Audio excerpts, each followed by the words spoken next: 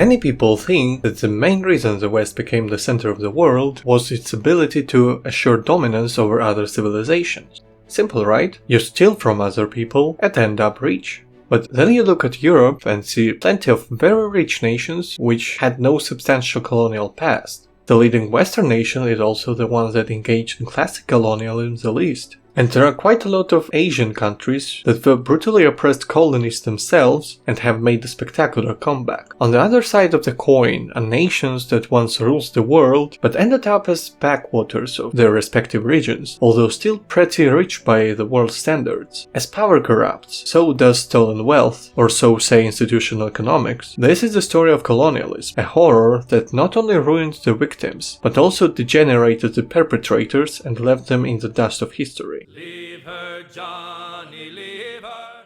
The core premise behind the colonialism made the West rich narrative is that the Industrial Revolution that propelled European nations to greatness was only possible because of the capital surplus stolen from subjugated people, and a bit from their own populations as well. This is the old primitive capital accumulation theory popularized by Marx. Yes, him again. Did you think I would not reference him in the third video straight? There are two problems with the theory. First, it places the cart before the horse as suggested by historical records. Europe was already more productive and organized than most other parts of the world before the colonial era. Westerners didn't conquer the world by some black magic and became rich off it later. They eclipsed other civilizations first, which enabled colonialism. Britain controlled an empire with 3 times her population in 1800s, even before the Industrial Revolution really began, mind you, and 9 times in 1900. It also defeated the Chinese army of 220,000 people with just 20,000 during the First Opium War in the 1840s. The Spanish conquered massive Native American empires with millions of inhabitants with less than 3,000 soldiers, with the aid of tens of thousands of locals of course, but only after the Spanish themselves defeated initial opposition. Such a force multiplier was achieved by the West outpacing other parts of the world before, not after, the conquest. Second,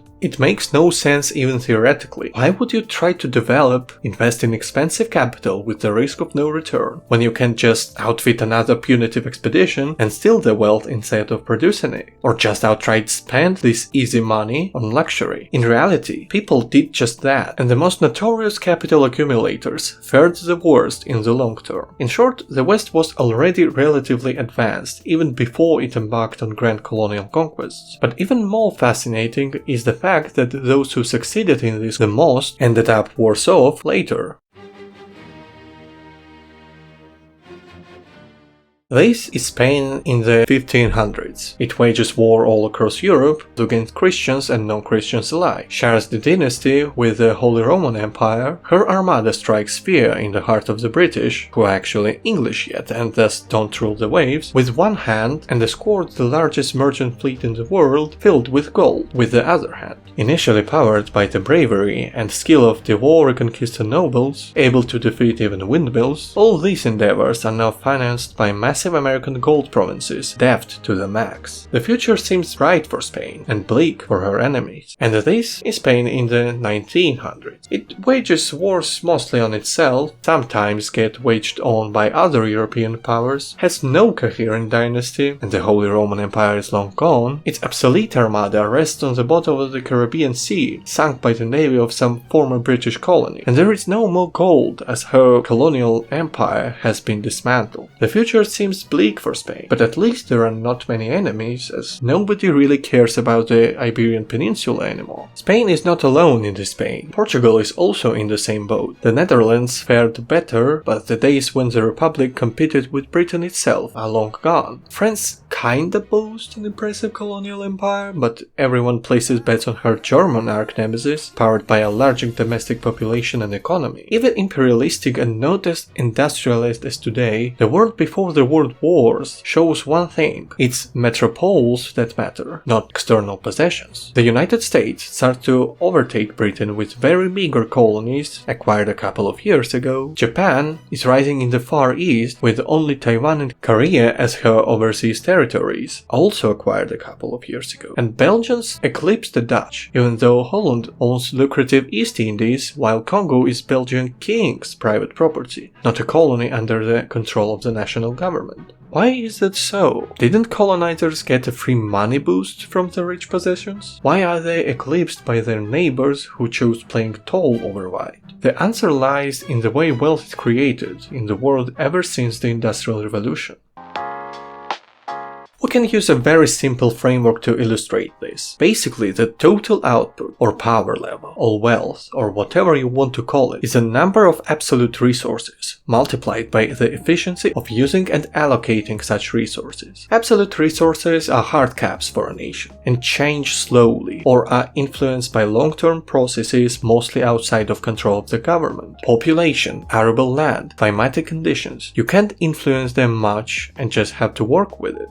In an agrarian society, extensive growth is perfectly valid. You grab more land, population often comes with it, your number of absolute resources grow, and this makes you stronger, wealthier, or simply said, better. That's why China was by far the most impressive civilization before modernity. It has the largest population capacity, supporting as many people as all of Europe combined, but within one domain, instead of feuds ruled by a myriad of petty kings and nobles. The efficiency part is what you can change by creating incentives and systems, or if we speak professionally, institutions, that drive people toward desired outcomes. In the ideal world, it only takes political will to enforce private property rights, stop milking entrepreneurs, ensure people don't get jailed just because, and thus promote investment and productivity growth. But the world isn't a paradox strategy game, where the player is benevolent and knows the meta. Most elites have no will to allow anything besides corruption, and if part of them do, sometimes there is opposition from other interest groups that profit from the status quo. So for most of human history, it was in fact this part of the equation that was hard to change. But something really mind-blowing happened during the 19th century. There are many theories why the Industrial Revolution happened in Europe, and they deserve their own video. But right now we will focus on the fact that efficiency of using resources started to quickly rise in most Western nations, which compensated for their deficiency in absolute resources. So in order to grow that efficiency multiplier, you need to educate your people and outfit them with capital. But this is a risky way. It requires a lot of concessions, which is undesirable, and showering your problems with external resources seems like a no-brainer in that situation. That's how the early colonial empires thought, and that's exactly what led them to ruin later.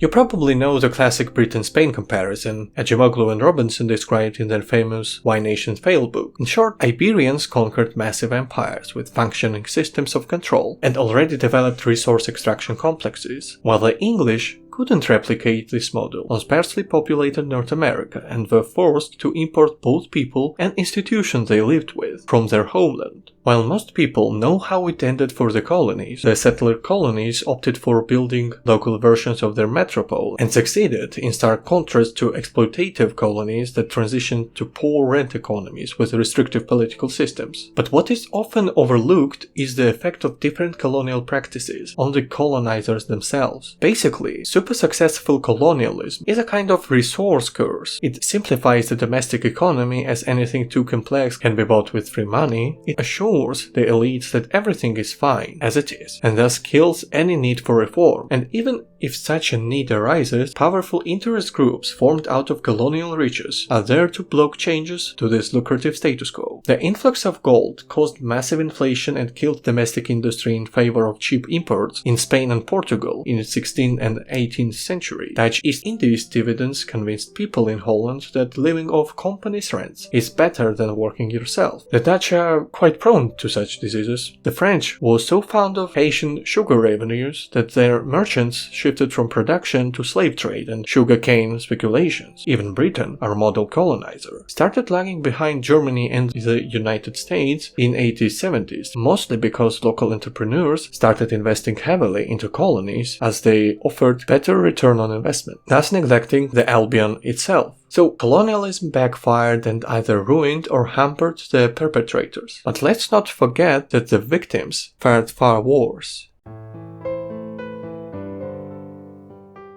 Much has been said about how horrific colonialism was for the colonized. We can't look at an alternative timeline where no such subjugation occurred, but it's widely recognized that even if the oppressors did something beneficial for the oppressed, it was mostly a side effect, an unintended consequence of actions primarily taken to the benefit of their homeland. And this little bit of good is far outweighed by the cruelty that the local population experienced at the time and institutional inertia still hampering the development of former colonies. The idea that the victims would have been far worse off without colonial empires has little empirical evidence. Often the nations that were integrated the least in the exploitative system or were left uncolonized show the best results. Think of Botswana in Africa, Thailand and Japan in Asia. You can think that Singapore, Hong Kong, Taiwan and Korea contradict this rule, but they in fact only reinforce it. The first two were British military bases with institutions closely resembling England herself to make troops comfortable, and the latter two reconstructed themselves not after Imperial Japan and her colonial general governorates, but the new Japan, shaped by American occupation that instituted land reform, improved working conditions, and at least temporarily broke excessively large corporations. So it's highly likely that the world would have been a better place, both from an ethical and material standpoint, if not for colonialism. And the cruelty of colonialism is the senseless one. It didn't help the ones who should have benefited from it, and certainly didn't help the victims, which makes this era especially vicious. Some other events also fall under this lose-lose kind of situation, but I will discuss them in later videos.